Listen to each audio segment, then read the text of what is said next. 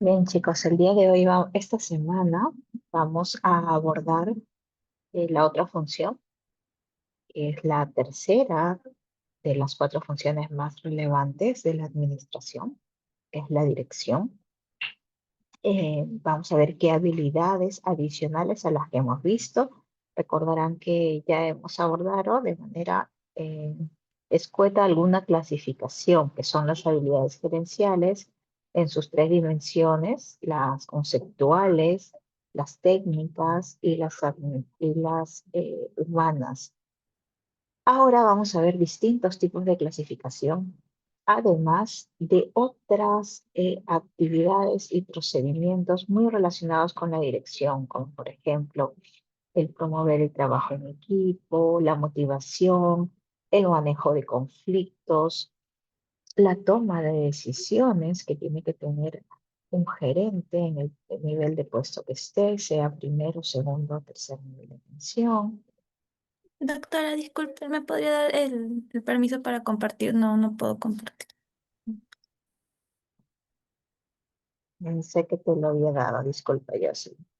Eh, Así también, ¿qué pasos o procedimientos podría tener todo gerente, un jefe de departamento, un jefe de servicio, para manejar alguna situación de conflicto? Que ahora lo vemos, puedes expandir, listo.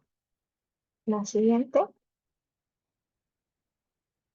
esto ustedes ya lo conocen, es la tercera función de las cuatro más importantes, que lo que permite es que todo gerente tenga la capacidad de conducir, motivar, conseguir seguidores, hacer el rol de un líder que pueda ser capaz de influir en el accionar de todos sus empleados, con el propósito de formar una buena cultura organizacional, con el propósito de cumplir las metas, pero a través de habilidades. Dentro de esas habilidades están las habilidades comunicacionales para poder ser eficaces y eficientes. Dentro de esas habilidades también está el poder tener la capacidad de resolver conflictos. La siguiente, por favor. Otra función importante dentro de esta función de dirección, otra subfunción importante, es el rol que se le da a la dirección en el ámbito de permitir coordinar el trabajo entre todas las unidades que forman parte de la empresa, del hospital y centro de salud. Ese tipo de coordinación, eh, mediante un trabajo colaborativo, no de competencia, sino bien colaborativo, se puede lograr a través de un buen liderazgo, ¿no? El cual va siempre a promover la integración y la coordinación entre las diferentes unidades orgánicas a través de un mantenimiento horizontal, ¿no?, de trabajo, persiguiendo el mismo objetivo y metas institucionales. La siguiente es una de las cuatro funciones que busca conseguir resultados, al igual que las otras tres, pero a través del rol que tiene el gerente. Y ese rol es un rol de autoridad. En el puesto que esté todo gerente es un jefe de un grupo de personas. Por lo tanto, tiene un rango de autoridad que va dependiendo si está en el primer nivel, en el segundo o en el tercer nivel de los cargos gerenciales.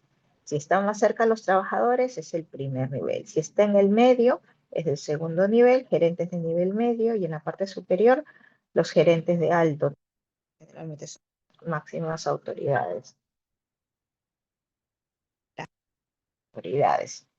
Y para esta función, esta va a tener en cuenta algunos aspectos que tienen que ser cualidades del administrador. ¿Cuáles son esos? Uno, la capacidad para tomar decisiones, no delegar.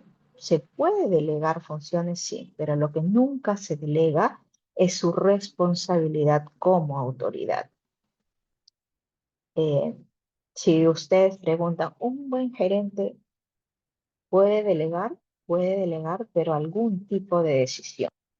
Un ejemplo, están expuestos a decisiones programadas, a decisiones del día a día, como por ejemplo el trámite de una contratación de recursos humanos o un trámite de aprobación de un permiso para un trabajador, sería un tipo de decisión programada.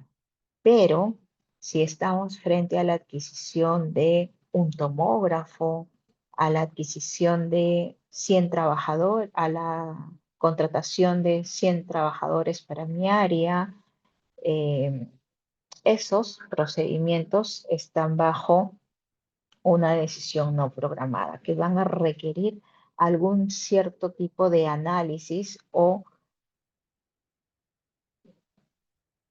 concentración de información para poder tomar una decisión ante esta situación mucho más compleja. Entonces, un buen gerente puede delegar, sí, pero ¿qué va a delegar? Va a delegar principalmente decisiones que son programadas, del común, del día a día. La siguiente, por favor. Esto lo hemos visto en una clase anterior, ¿no? Hablamos de los tipos de gerentes según los niveles de organización. Encontramos 3 niveles de gerentes para aquellas instituciones muy grandes, como los hospitales de tercer nivel, por ejemplo, como los hospitales de segundo nivel, también pueden tener encontramos gerentes de primera línea, de nivel medio y de alto medio. En los centros de salud vamos a encontrar un solo nivel de gerentes, porque está el jefe y los trabajadores del centro de salud. Entonces solo va a tener un tipo de gerentes. Los gerentes de primera línea, recuerdan, son aquellos que están mucho más cerca del rango operativo. Y a propósito de esta diapositiva, es importante mencionar que cuanto más cerca estás del trabajador, la habilidad técnica es la que tiene que predominar. Cuanto más alto es el rango del gerente, la habilidad conceptual es la que tiene que primar. La siguiente, esto es solo para decir que los gerentes de alto nivel son los que están ocupando los cargos más altos de la pirámide del establecimiento de salud o del organigrama. La siguiente, los gerentes de nivel medio son aquellos que se encuentran en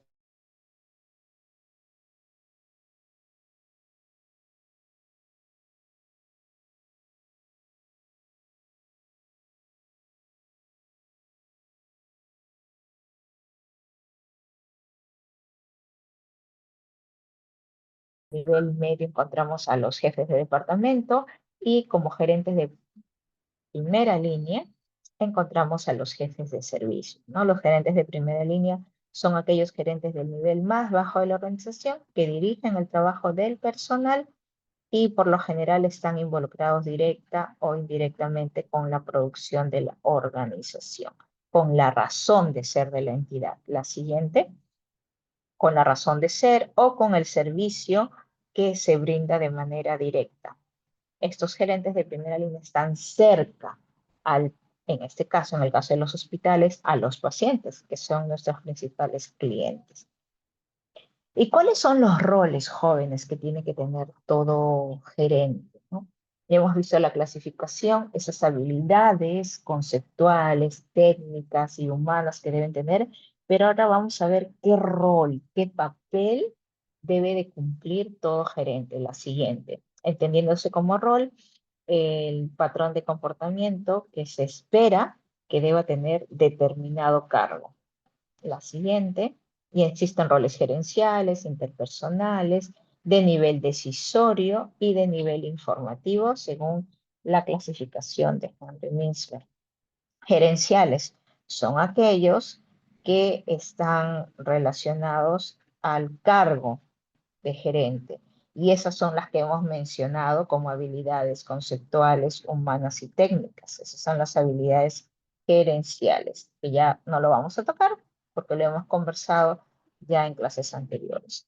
¿Qué otro rol ocupan? Son los roles interpersonales, es decir, que como por debajo de él hay un grupo de personas, ¿no?, que le tienen que rendir información de las funciones que les son encargadas, tiene que desarrollar algún tipo de habilidad porque está en contacto con personas. Los roles decisorios relacionados a principalmente la toma de decisión. Todo gerente está expuesto sí o sí a tomar una decisión. Puede ser una decisión común, ordinaria o una decisión compleja. El rol informativo ante alguna huelga, ante, por ejemplo, un evento adverso que ocurre en determinado hospital, el gerente, el que ocupe algún puesto, tiene un rol de informar, de convocar, de recibir información y de entregar la información como, como el rol autoritario que está, de autoridad que está ejerciendo en el cumplimiento de sus funciones como gerente. Entonces vamos a ver más a detalle cada uno de estos roles y empezamos por el rol de relaciones interpersonales. Hemos dicho que los gerenciales, ya los hemos comentado, que son las habilidades técnicas, las conceptuales y las humanas. Y ahora vamos a desagregar un poquito conversar de los roles interpersonales, qué ejemplos encontramos, los roles decisorios y los roles de transferencia de información. La siguiente, dentro de los roles interpersonales, tenemos el rol de liderazgo. Repito, esto significa que el jefe no necesariamente obliga al trabajador a cumplir la actividad que está especificada en el Manual de Organización y Funciones.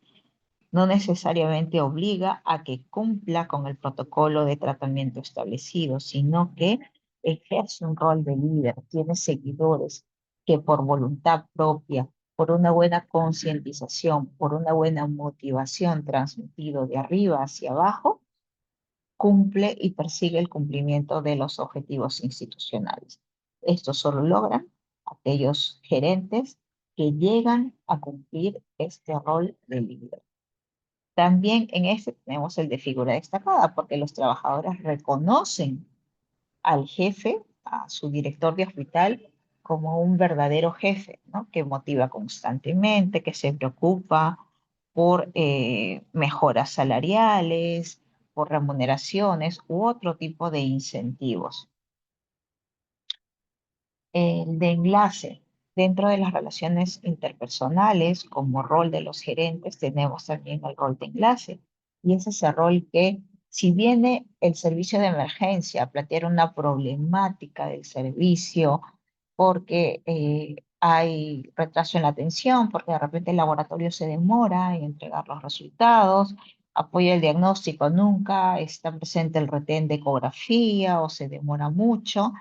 El buen gerente asume un rol de enlace cuando convoca a todas las áreas involucradas y ejerce un rol persuasivo entre todos, motivador y conciliador.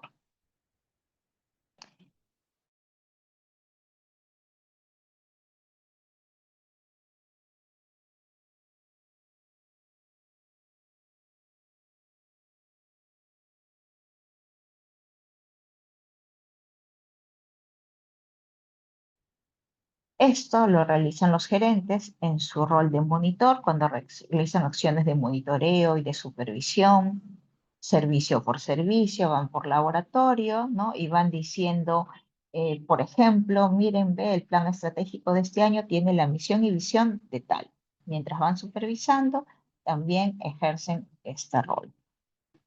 Divulgador, porque puede difundir el incremento salarial, puede difundir las nuevas políticas de calidad del hospital, las nuevas, la aprobación del plan de capacitación que beneficia a todos los trabajadores de mi hospital o de mi centro de salud, su rol divulgador.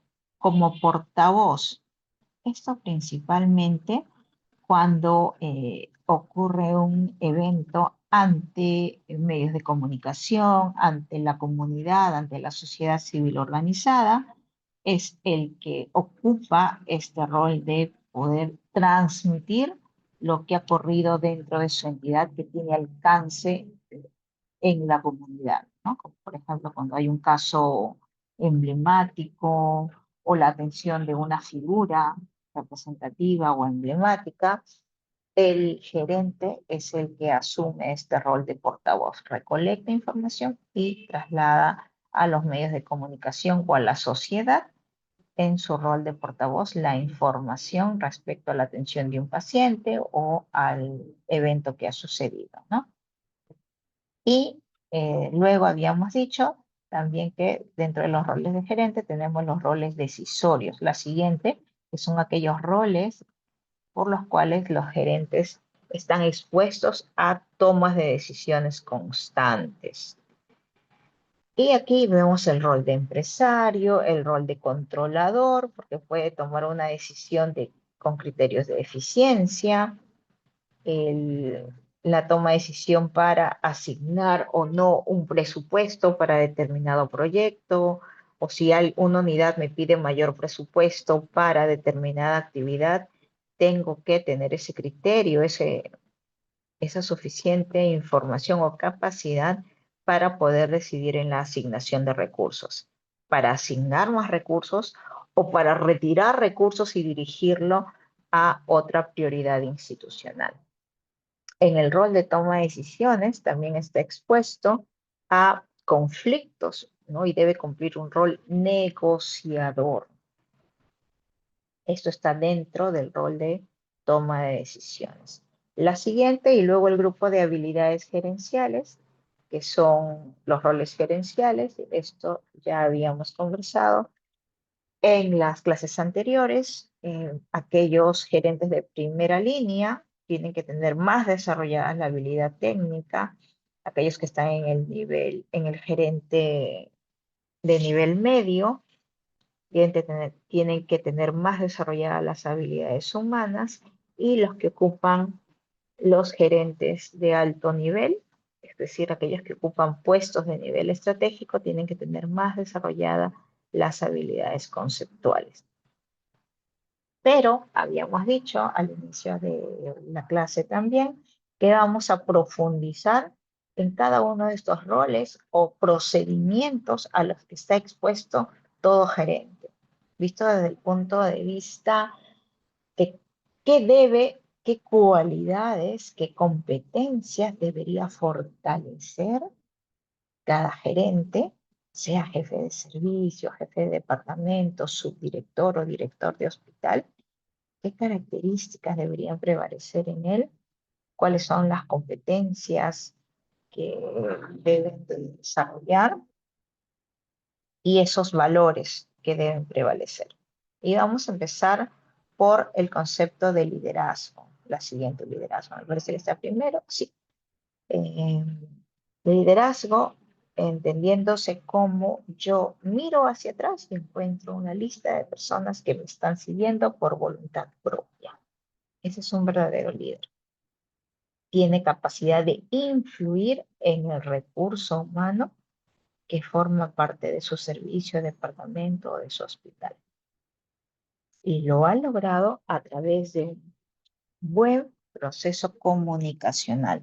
Constantemente escucha a los trabajadores, constantemente recoge sus intereses, constantemente recoge sus propuestas de mejora para el logro y el cumplimiento de metas. Un buen líder tiene esa capacidad de influir, no de manera obligatoria, sino porque ha tenido diversas acciones que han llegado a motivar e influir en sus trabajadores. La siguiente, esto es lo que hemos, la siguiente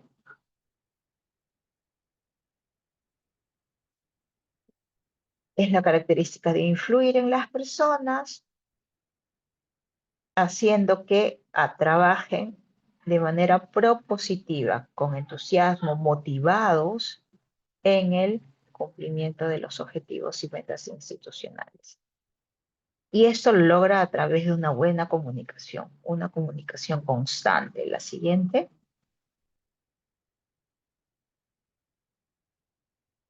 esa comunicación constante Se ha dado en diversas etapas de la gestión, donde se recolecta información, propuestas, innovaciones de los trabajadores, lluvias de ideas, se realizan espacios, un buen jefe realiza espacios para recoger las buenas ideas, los intereses, las necesidades de todos y cada uno de mis trabajadores. La siguiente, y si hay una posición, hay posiciones diversas, ¿no? Entre si es que un buen líder nace o se puede formar, ¿no? Uno puede formar. Y la experiencia dice de que sí, si bien algunos líderes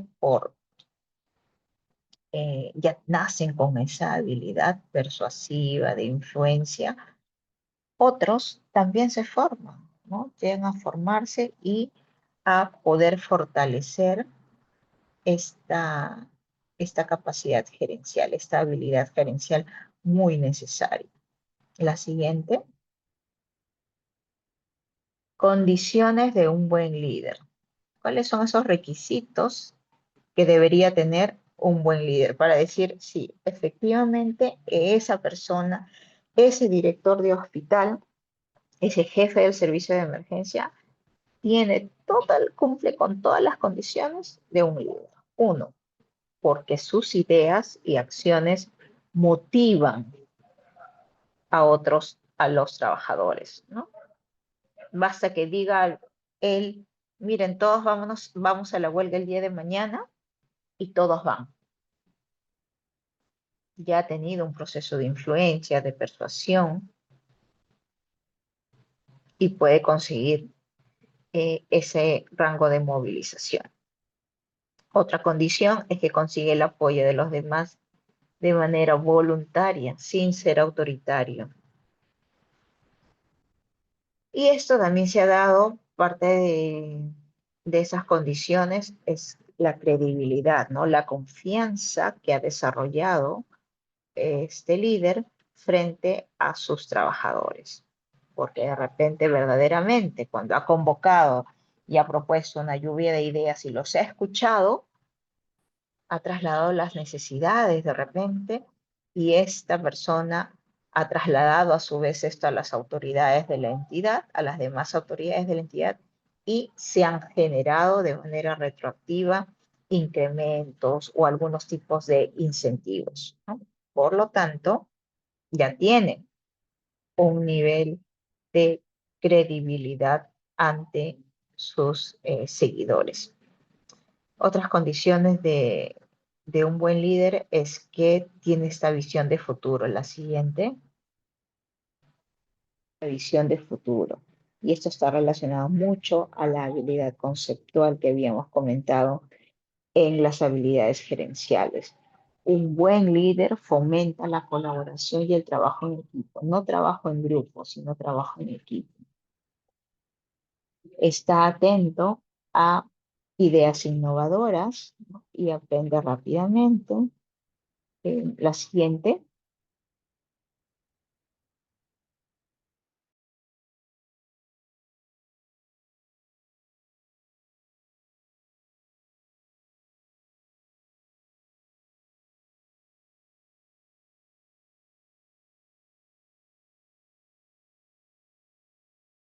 no cumplir por cumplir, sino cumplir porque tiene claro que el cumplimiento de esas metas van a finalmente recaer en el cumplimiento de la visión institucional.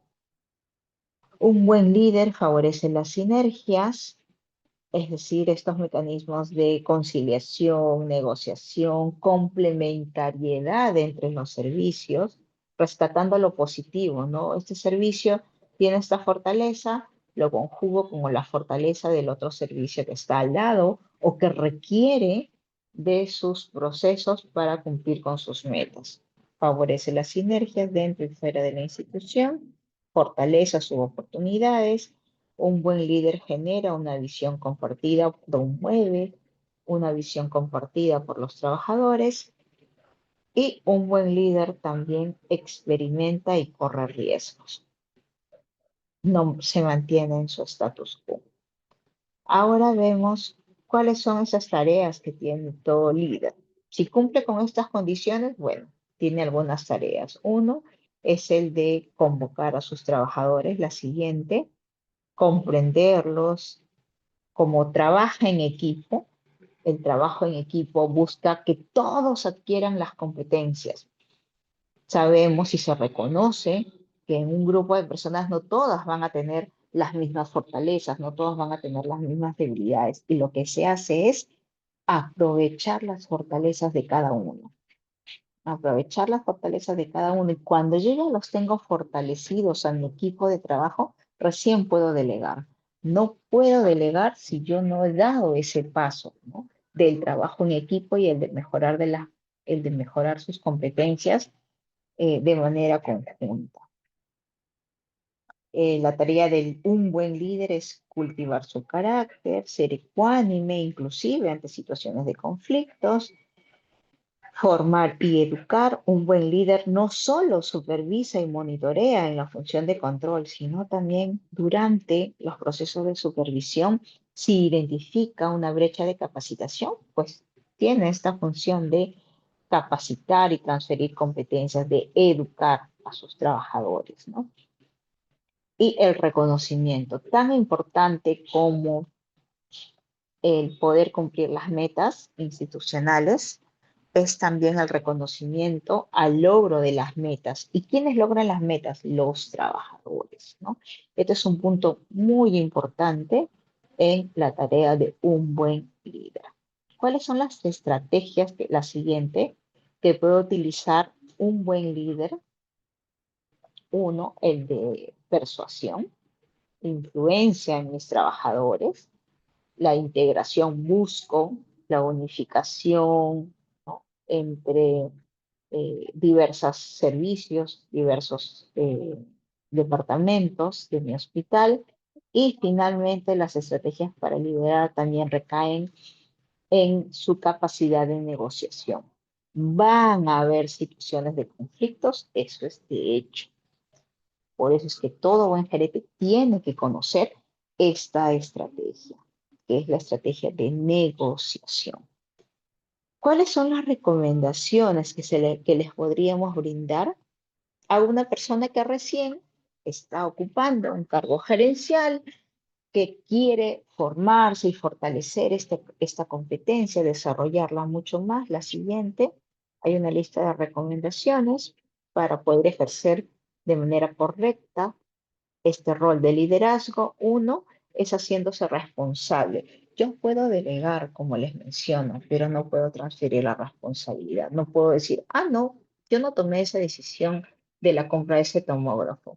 La tomó tal gerente porque yo le delegué esa actividad.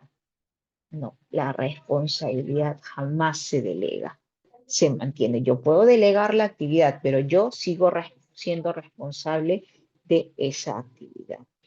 Entonces, un buen líder tiene que responsabilizarse por las acciones, las decisiones que está tomando y por las acciones que desarrollan las personas que están bajo su cargo, porque él ejerce también un rol de control, de monitoreo, y debió de darse cuenta de algunos incumplimientos que pueden transgredir el cumplimiento de metas institucionales. Una recomendación adicional puede ser el de conocer sus debilidades, identificar sus debilidades como líder, pero también identificar las fortalezas de sus trabajadores para potenciarlas, para transferir esas fortalezas a los demás trabajadores, pero también en conocer cuáles son las debilidades de mis trabajadores, debilidades sobre las cuales tengo que ejercer una acción de capacitación. Otra recomendación es el hecho de que un buen líder busca siempre, no se queda en el status quo, sino siempre está buscando mecanismos de ciclos de mejoras continuos. Es un ejemplo de conducta correcta, un buen líder. Un buen líder tiene que ser un modelo, modelo en valores institucionales de honestidad, de transparencia, de cumplimiento de metas. Otra recomendación para un buen líder es que está preocupado siempre por la mejora de las competencias de sus trabajadores. Va a desarrollar y promover el potencial de sus trabajadores. Un buen líder debe mostrarse siempre disponible. La siguiente, debe velar por el cuidado de sus trabajadores, mantener informados en el nuevo plan estratégico, en el plan operativo recientemente aprobado, debe fijar metas alcanzables, medibles, debe tener metas medibles, pero deben ser realistas. El SMART. Toma de decisiones correctas y oportunas. Otra recomendación que podemos dar en el tema de liderazgo es el que tiene que empaparse del MOF, del Manual de Organización y Funciones para su puesto, para el puesto que está ocupando. Tiene que esforzarse por conocer en qué consiste su trabajo, cuáles son las normas que le aplican en el cumplimiento de sus funciones, informarse prioritariamente de lo que debe realizar dentro de su servicio, dentro del departamento, dentro del hospital, pero también de algún tipo de información clave, como el plan estratégico de su hospital, el plan estratégico de su establecimiento de salud y su plan operativo. Otra recomendación que podríamos dar para liderar es que todo líder debe siempre promover la conformación no de grupos de trabajo, sino de equipos de trabajo. La siguiente y última son las recomendaciones para liderar. Este grupo está relacionado a que es integrador, todo líder tiene que ser integrador entre las diversas oficinas, promoviendo el trabajo en equipo, debe siempre mantener una actitud del sí se puede, vamos, podemos cumplir la meta, actitud positiva, debe hacerse responsable por las decisiones que toma y por las funciones que le son asignadas. Y finalmente debe estar expuesto, esto ya lo hemos mencionado también en las primeras recomendaciones, ¿no? Que es el de estar, al momento de innovar, yo estoy expuesta a algún tipo de riesgo. Así que tengo que desarrollar estrategias para poder hacer frente a los riesgos a los que están expuestos. La siguiente, manejo de conflictos. Ahora vamos a otro procedimiento al que están expuestos todo gerente, son las situaciones de conflictos, reclamos de los trabajadores. Todos los reclamos de los trabajadores son negativos, o hay algunos que muy por el contrario son propositivos, porque si yo trabajo sobre incentivos, sobre mejorar los derechos existentes de mis trabajadores, esto va a repercutir en el cumplimiento de metas institucionales, en la mejora de la productividad, en la mejora de los servicios que se dan directamente con el paciente. Va a influir de manera directa en la satisfacción de mi recurso humano. La siguiente.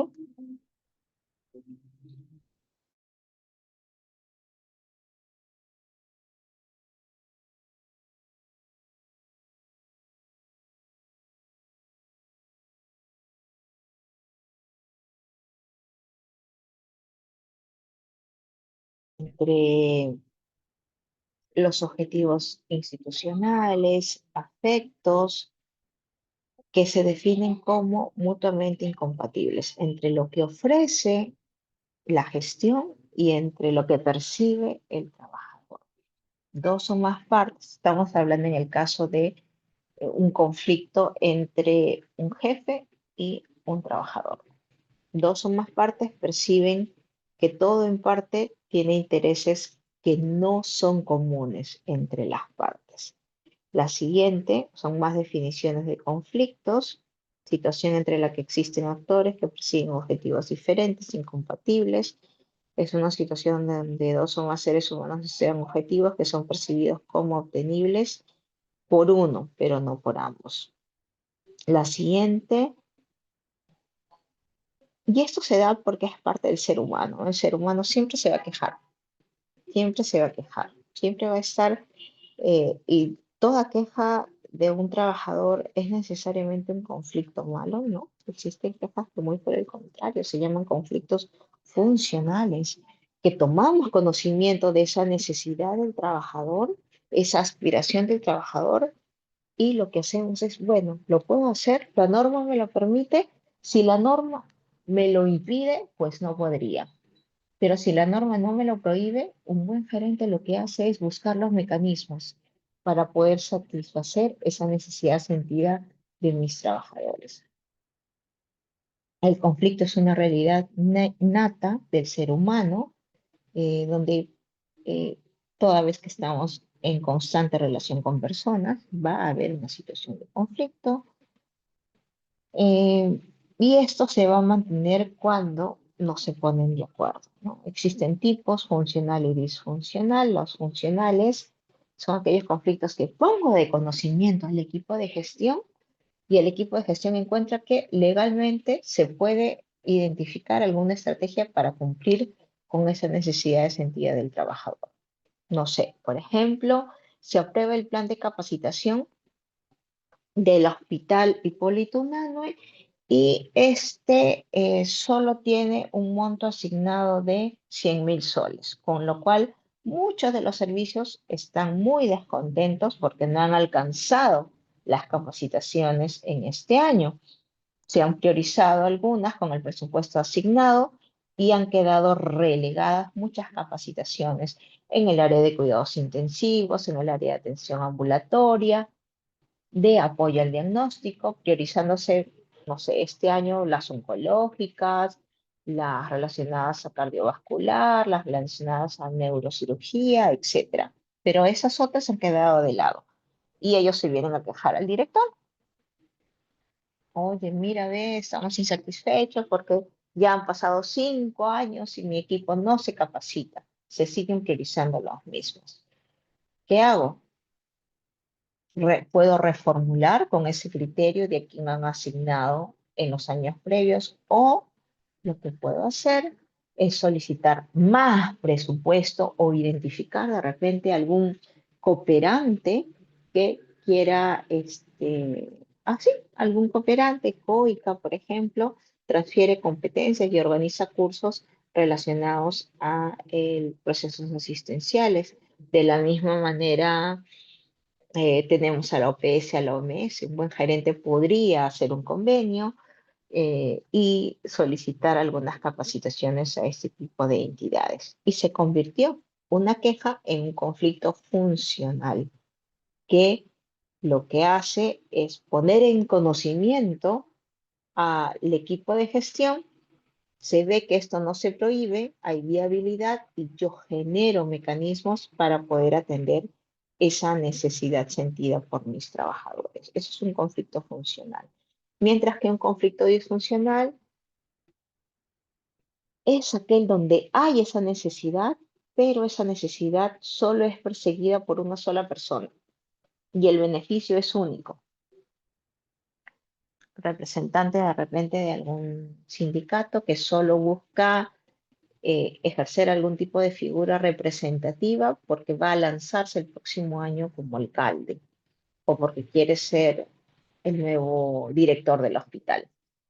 Cuando se persigue, cuando se plantea una queja, una necesidad, pero se persigue solo un beneficio propio, individual o de dos o tres personas, ese es un conflicto disfuncional, porque no hay un objetivo común, no hay un beneficio institucional ni mucho menos de un grupo de trabajadores.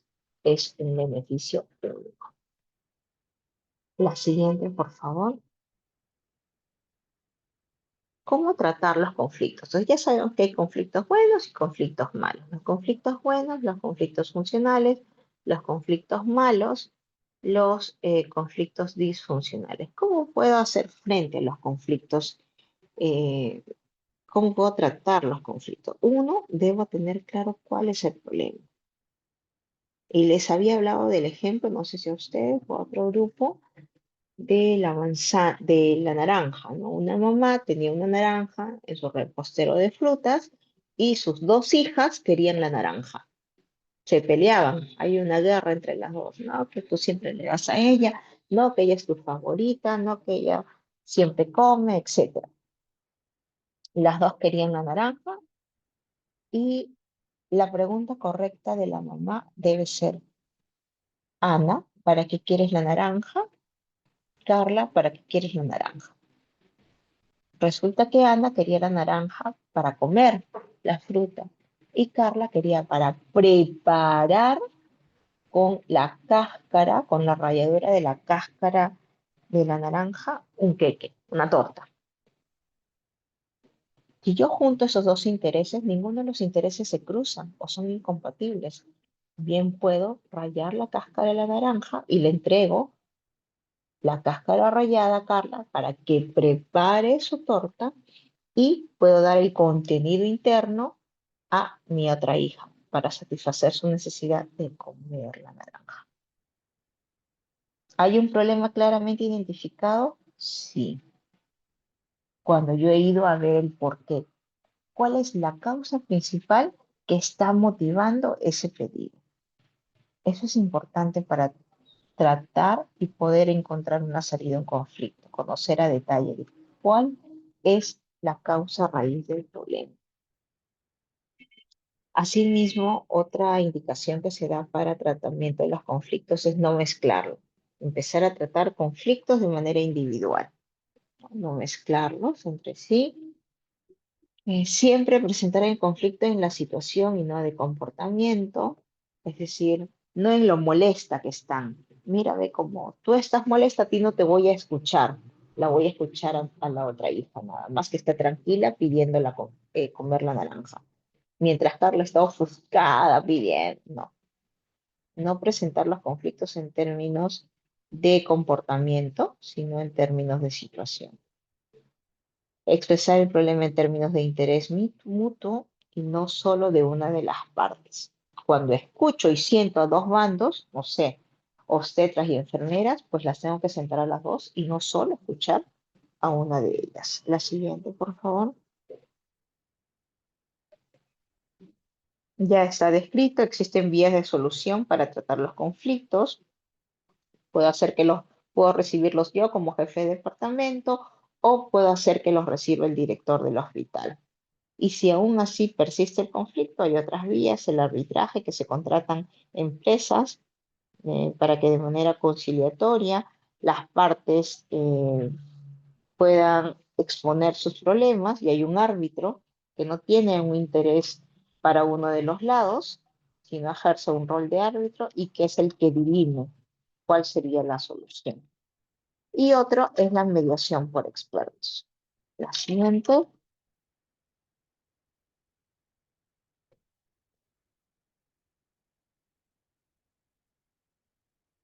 Para solucionar con los conflictos, estamos con dos estrategias. Uno es la negociación, que la vamos a mencionar también con más detalle en las diapositivas que vienen, y la mediación, entendiéndose como negociación el proceso por el cual las partes, ¿no? Las partes resuelven el asunto manifestando cuáles son sus intereses.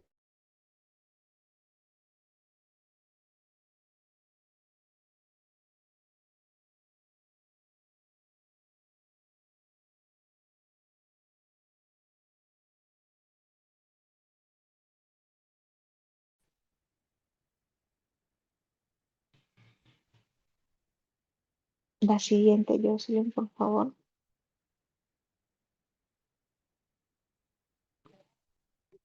El arbitraje existe un rol, un interventor neutral, ¿sí? Aquí la diferencia es que lo que se decida es lo que decide el árbitro es lo que finalmente se va a ejecutar. En la mediación no, ambos pueden llegar a un acuerdo. En el arbitraje no, este tercero es el que prácticamente dirime lo que se va a realizar, el que emite la decisión final. La siguiente. Y vamos a profundizar en la negociación, porque es a lo que usualmente van a estar expuestos y la estrategia que deben aplicar ante alguna situación de conflicto. El jefe sea jefe de departamento, director de hospital, aplica este procedimiento. ¿Y en qué consiste la negociación? Es acercar a las partes, ¿no? La siguiente, ponerlas frente a frente, escuchar su problemática, escuchar cuáles son las necesidades de cada uno, e identificar si existe algún punto común de interés para poder plantear alguna alternativa de solución. Se escucha cada una de las partes, cuál es el planteamiento de sus problemas, cuáles son los intereses, las necesidades prioritarias para poder tomar una decisión. ¿Qué objetivo persigue la negociación? La siguiente, el único objetivo es eso, llegar a un acuerdo. El acuerdo puede ser, ya listo, a ti te doy la cáscara de la naranja y tú consumes el contenido de la naranja. Ese es el acuerdo. Y si es que aún así no se ponen de acuerdo, el otro acuerdo sería no romper la posibilidad de seguir negociando en otras circunstancias. Ese es el objetivo de una buena negociación. Puede ser que yo no me ponga de acuerdo ahora, pero nadie me impide que en la próxima reunión, ante una situación similar entre las mismas partes, yo pueda seguir negociando. La siguiente, algunos puntos a tener en cuenta al momento de la negociación. Uno es que no es que tengas que decir no, se hace lo que yo diga. Solo lo que yo opine va a ser lo correcto. Y ya de antemano digo que las voy a escuchar, pero no estoy de acuerdo con ninguno de los dos. Por el contrario, la negociación es estar dispuesto a ceder en alguno de los puntos, que de repente uno ni siquiera se había imaginado, pero es estar dispuesto a ceder, siempre y cuando la norma se los permita. No es un juego quien gana y recibe su medallita, no. Acá hay un atrás de personas que quieren también cumplir, atender sus necesidades. Dentro de las características de la negociación también tenemos la última que menciona acá, se aprende y se perfecciona con la práctica. Eso es importante tener en cuenta también. La siguiente, por favor.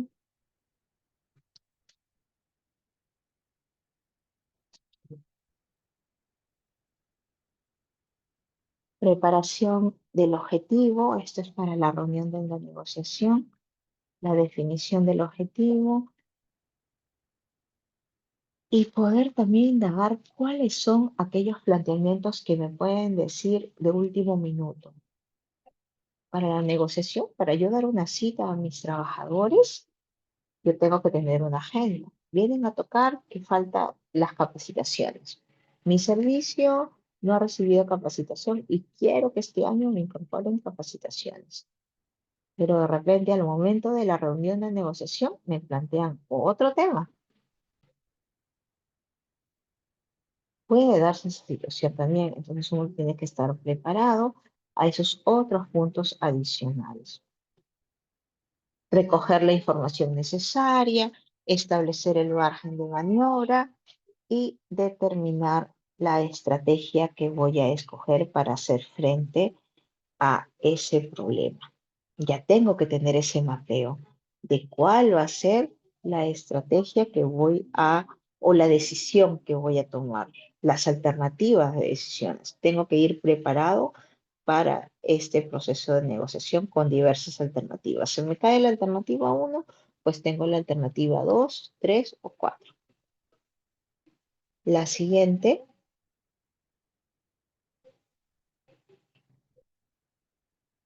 hay fases en el proceso de negociación. La siguiente, por favor. Uno es la fase en que yo los recibo, los hago pasar a mi oficina, los recibo. Es la fase de apertura de la negociación. Este punto también es importante, ¿no? El espacio donde yo los recibo, el espacio donde voy a escuchar, donde los voy a mirar, donde ellos van a sentir que en verdad yo estoy escuchando cada uno de sus planteamientos. Si yo los recibo en un espacio pequeño, asignado, incómodo, donde de repente hay mucho ruido, no voy a poder escucharlos, pues ya ahí mi fase uno de apertura o de toma de contacto ya está vulnerado.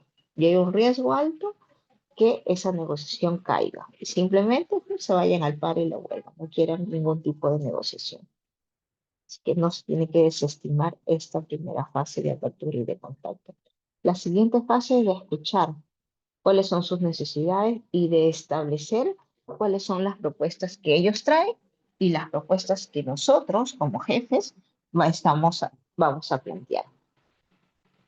El siguiente es de la generación de opciones. Entre todos ellos, nosotros, los trabajadores y ustedes, cuando ocupen un cargo gerencial, van a listar de manera conjunta cuáles son las opciones, las alternativas de solución, y de esas se extrae el acuerdo. Ahí no termina en la reunión. Perfecto, nos damos la mano y todos vamos por el acuerdo número uno. Pongo un acuerdo uno y dos. No, queda un buen líder, se preocupa en verificar que ese acuerdo que yo he tomado se cumpla. Porque si yo no me preocupo por esa fase, el otro mes ellos ya no van a querer negociar porque no confían en mi palabra. No doy crédito a mi palabra porque simplemente no he monitorizado y no he verificado que eso se ha cumplido en el plazo que debió cumplirse. Y estoy expuesto a un paro si no es una huelga. Entonces, esta fase de seguimiento de los acuerdos es muy importante, ¿no? ¿La puedo delegar? Sí, le encargo a mi subdirector, a uno de mis médicos asistentes, si soy jefe de servicio, que se encargue de verificar que ese acuerdo se cumpla. La siguiente, ¿cuáles son los errores? La siguiente, errores que se tienen que evitar durante la negociación. Que el objetivo no esté bien planteado. Si el objetivo no está bien planteado, la alternativa no está bien planteada, por lo tanto, no se va a cumplir con un buen acuerdo. Otro es la aparición prematura de posturas firmes e inflexibles. Yo tengo que, desde un inicio, mostrar una postura de uno de escucha, habíamos dicho de ceder, estar predispuesto a ceder. No significa que le voy a decir sí a todo, pero tengo que tener esa postura. Si es que la norma no me lo impide, pues tengo que identificar la forma. No saber escuchar, no saber revelar la información de la que disponemos de forma progresiva, eso también es importante. Ir dando noticias positivas de a pocos, no desde el inicio. ¿Saben qué? Desde el otro mes se van a incrementar las remuneraciones, además van a recibir capacitación, además es todo lo positivo, me lo desgasto y no guardo nada para cuando me pidan algo que yo no pueda cumplir. Cuando me pidan algo que no pueda cumplir más adelante, pues yo les diré, no se preocupen, esto no puedo atenderlo, pero les doy la noticia que a partir de la siguiente fecha, ustedes van a tener los viernes para poder venir de la vestimenta que quieran, no sé, para mejorar el clima organizacional, ¿no? Muchas empresas hacen esto. De lunes a jueves vienen formal y el último día el personal administrativo puede venir de manera informal, ¿no? Con jean, con una ropa más cómoda. Tengo que guardar información.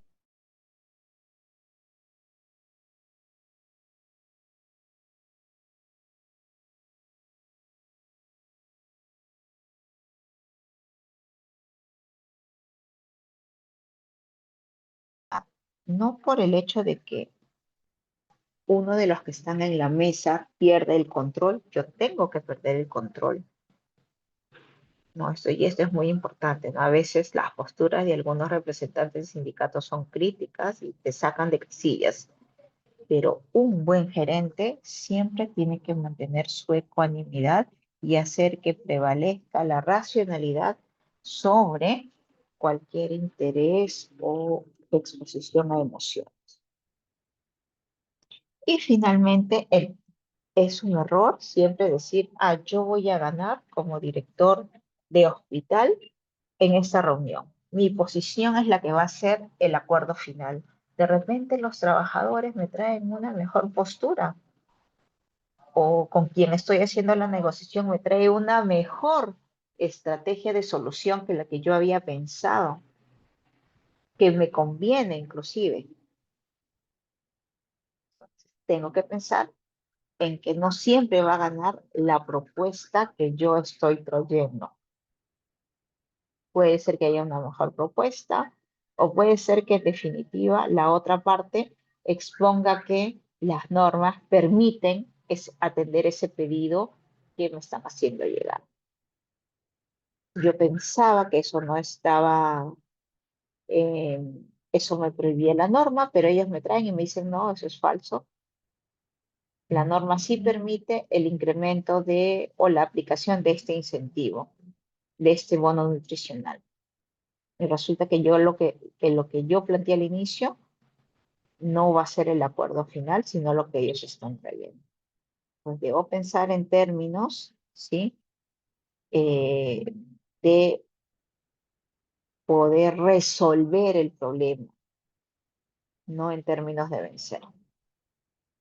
Y finalmente, ya cerrando el tema de negociación, la siguiente, ¿qué sí debes de hacer? Habíamos visto en la diapositiva anterior qué no debemos de hacer.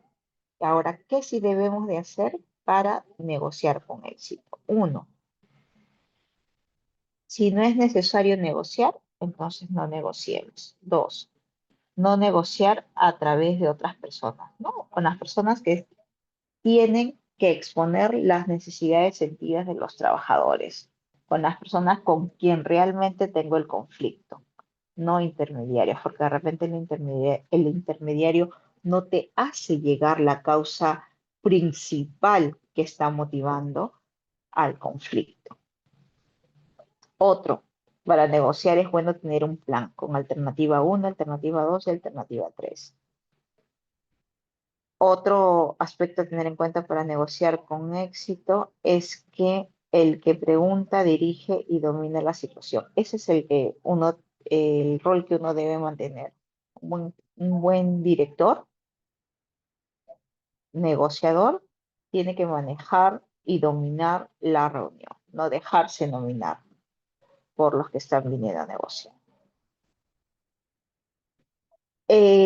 Otro aspecto a tener en cuenta para una negociación con éxito es tratar que el número de integrantes de las partes que están formando parte del conflicto sean el mismo número. Si, por ejemplo, viene a mi oficina el servicio de emergencia y el servicio de laboratorio que están peleados,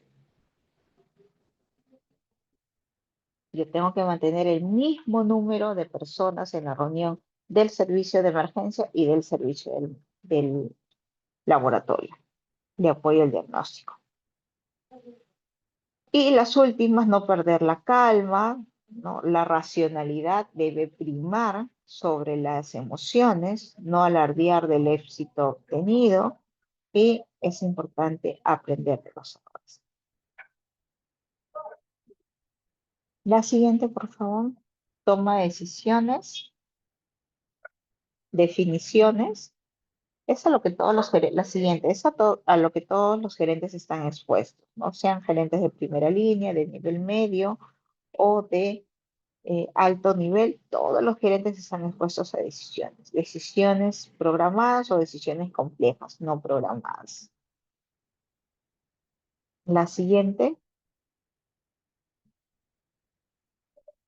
la toma de decisiones es el proceso por el cual yo elijo una o dos alternativas para solucionar el problema, entendiéndose el problema como la brecha de lo que existe sobre lo que debe de ser.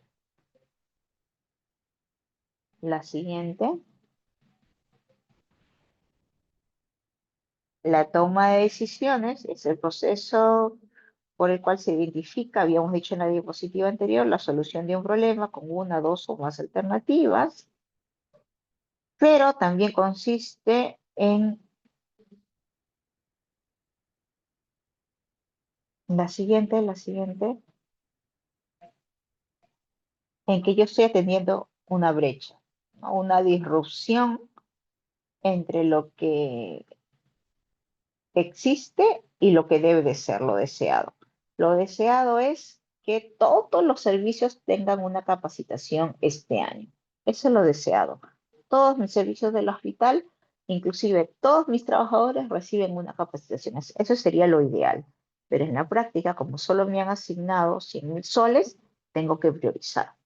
Y mis criterios de priorización son en base a algunos aspectos. Pero sin embargo, el problema existe, porque hay insatisfacción del resto de mis trabajadores. Para yo hacer frente a ese problema, tengo que tomar una decisión entre la alternativa uno y la alternativa 2. La siguiente, pero para yo decidir entre la alternativa uno y la alternativa 2, tengo que tener información. Esa información es, regresando al caso de capacitación, ya. Este servicio que me está pidiendo la capacitación este año, en verdad, nunca ha tenido capacitaciones. Veo y resulta que no, todos los años recibe capacitación. Y los de este año que hemos priorizado, es la primera vez después de 10 años que reciben una capacitación. Entonces está clara mi decisión. La información, la decisión se tiene que basar en información, pero no cualquier tipo de información, en información apropiada, disponible, necesaria, válida, es decir, correcta y oportuna. Las tomas de decisiones, para las tomas de decisiones, la siguiente, yo, para las tomas de decisiones, lo que voy a hacer es identificar la situación, problema, qué tan grande es el problema. La anterior, por favor. Previamente, yo identifico el problema, analizo el problema, tengo una, dos, tres o más alternativas, selecciono la alternativa e implemento la alternativa. Teniendo en cuenta que al elegir mi alternativa, yo puedo haber tomado una buena o una mala decisión que va a repercutir en el cumplimiento de metas. Por ello es la importancia de la decisión basada en información. En la siguiente, por favor. Ahora sí, vemos, esto es lo que tenemos que tener en cuenta, los umbrales del problema, qué tan grande es la brecha que existe entre lo que se desea o debería de ser versus lo real, a cuántas personas está afectando mi problema, de ser la situación un problema, qué tan difícil será la solución. Necesito construir una nueva emergencia, necesito cerrar laboratorio,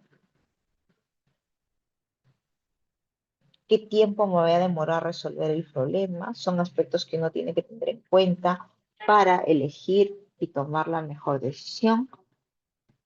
Y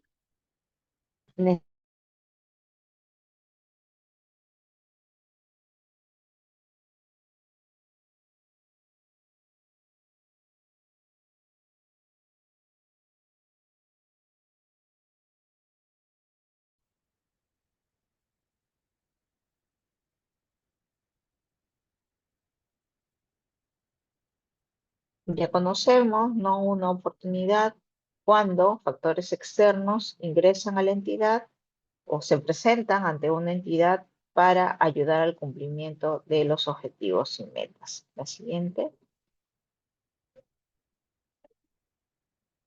Para la toma de decisiones, yo me hago estas preguntas. ¿Qué hago? ¿Cómo lo hago? ¿Cuánto debo hacer? Y esto va muy relacionado a los umbrales, a definir, tener un marco del problema, qué tan grande es la brecha entre el estado real y deseado, a cuántas personas afecta este problema, qué tanto este problema va a afectar para el cumplimiento de mis metas institucionales. Está muy relacionada esta pregunta, cuánto hacer, el cuándo lo debo cumplir. Este problema necesita una inmediata resolución. Si no, cierro la emergencia. Mis laboratorios no tienen insumos. Mi personal se ha enfermado de tuberculosis. Yo necesito resolverlo. No, si soy un hospital distrital, el único encima que tiene laboratorio, pues ese cuándo significa en esta semana, no significa meses. Pues también es una pregunta importante que yo tengo que hacerme al momento de dimensionar mi problema. Siguiente, ¿con qué? ¿Con qué elementos yo voy a poder resolver mi problema? Lo anterior. Y finalmente, ¿qué esperar de mi toma de decisiones? Son las preguntas que todo gerente debe hacerse al momento de tomar una decisión. Ahora sí, la siguiente diapositiva, pero todo gerente tiene que tener en cuenta también que no es Dios, pues, ¿no? Ningún administrador puede resolver todos los problemas que surjan en la actividad diaria, en el cumplimiento de sus funciones, por lo que debe priorizar. Haciéndose estas preguntas, ¿no? ¿Es el problema fácil de resolver? Pues puedo priorizarlos por ese criterio, si es fácil o no. El otro criterio que puedo tener, ¿puede el problema resolverse por sí mismo? Y lo otro, ¿me compete tomar esa decisión? O de repente no debería haber llegado a la dirección del hospital si no puede resolver este problema el jefe del departamento. Entonces, converso con el jefe del departamento para que atienda este problema de este trabajador específico de su servicio. ¿Cuándo tomo las mejores decisiones? La siguiente, por favor. Tomo las mejores decisiones cuando me tomo el tiempo para investigar, cuando consulto con alguien que ya ha pasado por este problema, cuando no adelanto conclusiones y cuando logro retroalimentarme de los resultados. No me quedo simplemente en lo que pasó o la decisión que tomé, sino que voy y evalúo, monitoreo y pido información sobre los resultados que se devinieron post la elección de mi alternativa 1 o 2. Entonces, ya eh, para poder contextualizar y llegar a la determinación de problemas, la siguiente podemos ver cuál es la naturaleza de los problemas, y su relación con la toma de decisiones. Dale más clics, por favor. Partimos de los niveles gerenciales. En los niveles superiores, ¿cierto? Voy a tener problemas más críticos.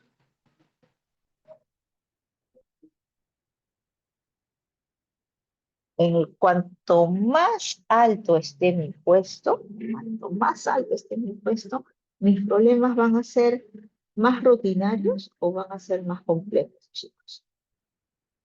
Rutinarios son las decisiones programadas, problemas estructurados. Pero cuando yo voy subiendo de puesto, los problemas a los que me enfrento son más complejos y no son decisiones rutinarias. No firmo como todos los documentos que derivo, no. Son decisiones de mayor alcance, de mayor complejidad. Ahí hemos puesto casos. Firmar la asistencia de los trabajadores que me llegaron el día de hoy y lo remito a recursos humanos. Esa es una decisión rutinaria. Pero firmar un documento que solicita la contratación de 100 trabajadores para mi servicio de emergencia es una decisión no programada, más compleja, ¿no? Inclusive no estructurada. Y cuanto menos estoy en el puesto gerencial, estoy en el nivel inferior, mis problemas están más relacionados a decisiones rutinarias, no programadas, del día a día. Y la naturaleza de mis problemas es más estructurada, ¿no? Por lo mismo que se dan de manera rutinaria. La siguiente.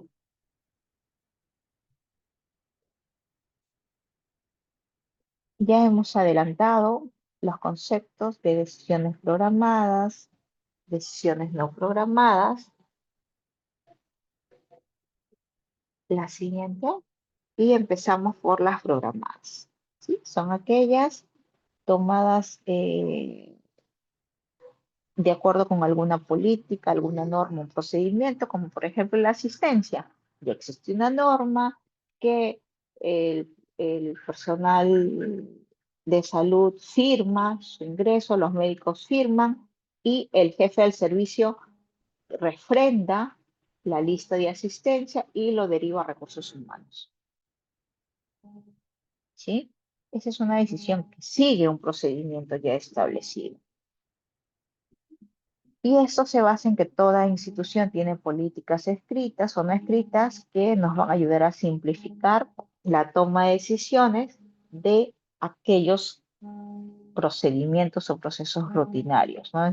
Que se dan en situaciones recurrentes. Son repetitivas, rutinarias. La siguiente. Versus las decisiones no programadas, que son aquellas que se ocupan de problemas más críticos, más complejos, como la que se expusieron los jefes, el ministra de Salud en la COVID. La pandemia por la COVID-19 expuso a todos los directores de hospitales a decisiones críticas complejas no programadas. Son aquellas que se ocupan de problemas no habituales, excepcionales, ¿sí? Que no se dan del día a día y que por lo tanto necesitan un tratamiento más especial. La siguiente, mayor tiempo, mayor información para la decisión. La siguiente, por favor.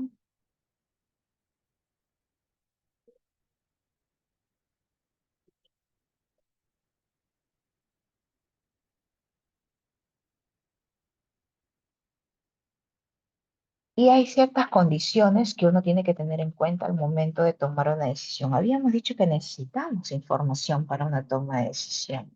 Cuanto yo más me alejo de la decisión, menos criterios o más riesgo, perdón, voy a tener, ¿no? Más turbulencia, más incertidumbre, más riesgo, versus una toma de decisión con información.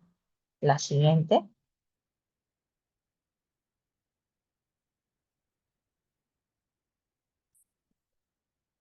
La decisión tomada en base a información parte de un proceso racional, ¿no? Que tiene etapas en que las cuales van a permitir que los administradores o los gerentes puedan seleccionar la mejor alternativa, ¿no?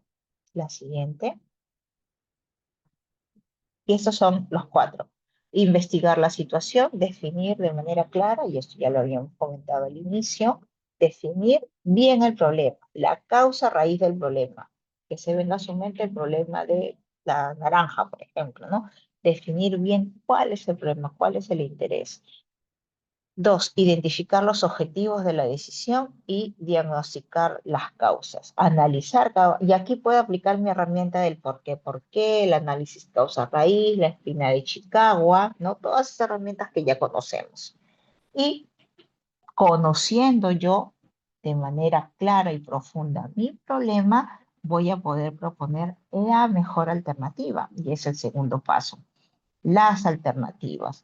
Aparecerán 5 o 6 alternativas y las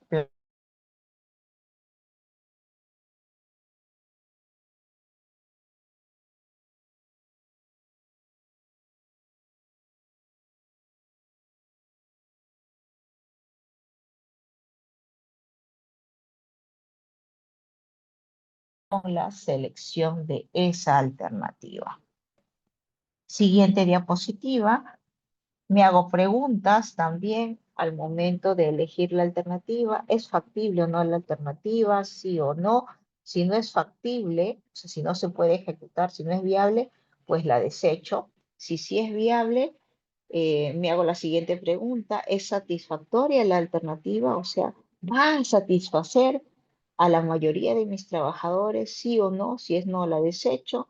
Y mi siguiente pregunta será, ¿tendrá la alternativa consecuencias positivas o negativas en el cumplimiento de mis objetivos institucionales? Pues si no está acorde con mis objetivos, pues la desecho, y si sí está acorde, pues realizo evaluaciones al momento de elegir esta alternativa. Hay otra técnica, la siguiente, que es la técnica Delphi, que nos habla de etapas, otras etapas, ya no 4 etapas, sino otras más etapas para elegir la mejor alternativa y tomar una decisión más certera, que es uno, formulación de la pregunta, que el problema, identifico a los participantes que me van a ayudar a resolver el problema. Siguiente, eh, es más formal esta técnica, la composición, ¿sí? De las personas que van a participar en esta fase y van a resolver las preguntas. La siguiente, el análisis del resultado del primer cuestionario, la composición y envío del segundo cuestionario. Puede ser con el mismo grupo que ha participado en el primer cuestionario o en un grupo diferente que me va a aportar con nuevas alternativas. Aplicación de un tercer cuestionario que me va a permitir sobre los cuestionarios que he aplicado en las primeras fases. Yo tengo preguntas más consolidadas y este sí tiene que ser con un nuevo grupo de participantes para que con este nuevo grupo, que pueden ser representantes de todas las gerencias de mi hospital o con todos los servicios de mi departamento, elegir las mejores alternativas aplicando un cuarto cuestionario. Y posteriormente, con este cuarto cuestionario, yo elijo las mejores alternativas y estas se plasman en un informe final. La siguiente, para una toma, estos son algunos tips. Luego terminamos con ventajas y desventajas. Tips 1, establecer prioridades. Recuerden que no todos los problemas los voy a poder resolver. Se tiene que tener información válida, certera. Se debe proceder en forma metódica y cuidadosa. Puedo utilizar la técnica Delphi o la técnica de los 4 pasos que hemos mencionado y tener cuidado siempre con los prejuicios. No deben prevalecer. Un ejemplo, temas de opiniones.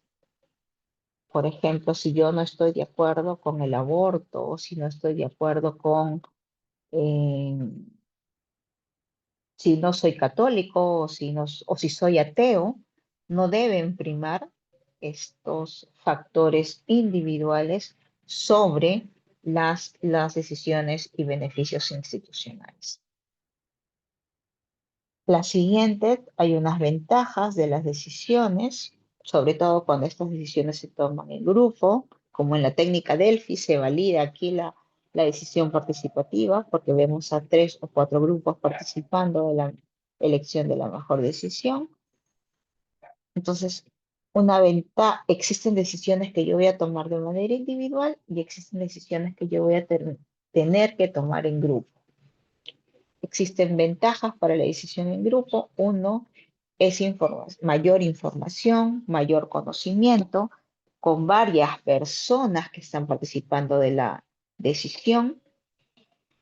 Otra ventaja de la decisión en grupo es que incrementa la aceptación de la decisión, toda vez que de repente en este problema de emergencia y laboratorio, hago que la decisión la tomemos en conjunto, el director, el subdirector, el jefe del servicio de emergencia y el jefe del servicio de apoyo al diagnóstico que tiene a su cargo el laboratorio.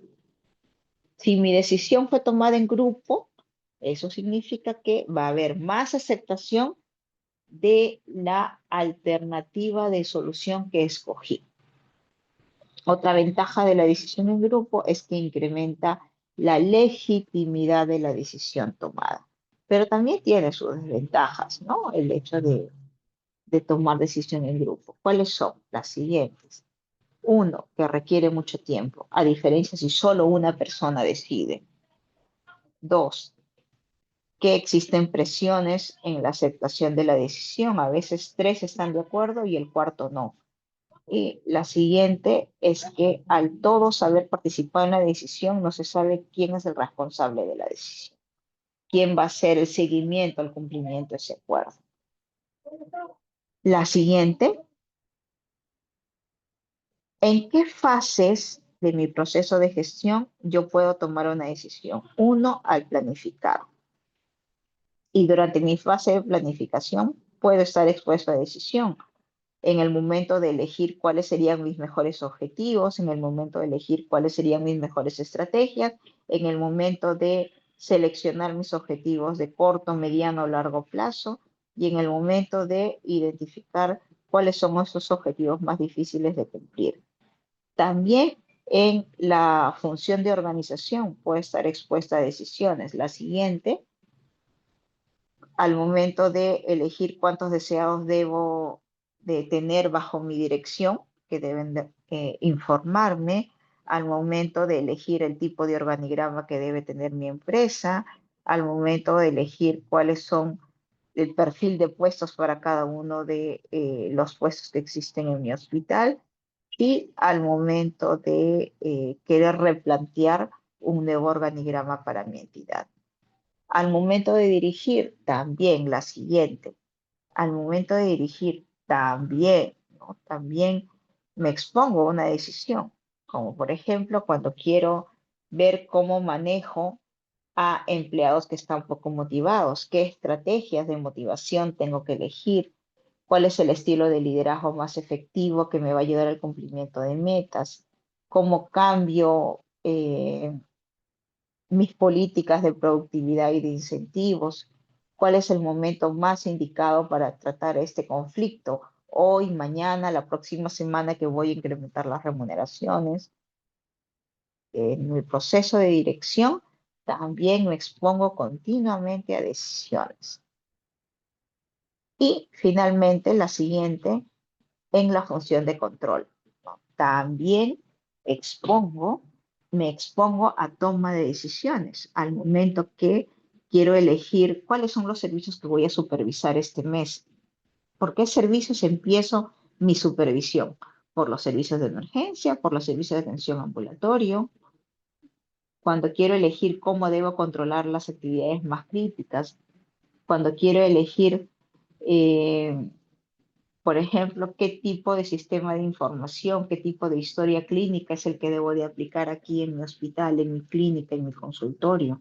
Estoy también exponiéndome a un tipo de decisión. La siguiente diapositiva, un lema, ¿no? Tener en cuenta que para tomar buenas decisiones, las variables siempre cambian y las partes involucradas pueden definir el éxito de distintas maneras, haciendo que una decisión pueda ser difícil de tomar, ¿no? La siguiente, y bueno, esto habíamos visto las diferencias entre trabajo en equipo y trabajo en grupo, y aquí nos vamos a quedar. Creo que ya son, a ver, las 5:58. Sí, chicos. Hasta aquí nos quedamos. Nos falta conversar del trabajo en equipo y de motivación, me parece también, que teníamos previsto para ahora. Hasta aquí nos quedamos. Gracias, Jocelyn, por compartir las diapositivas. No se preocupe, doctora, gracias.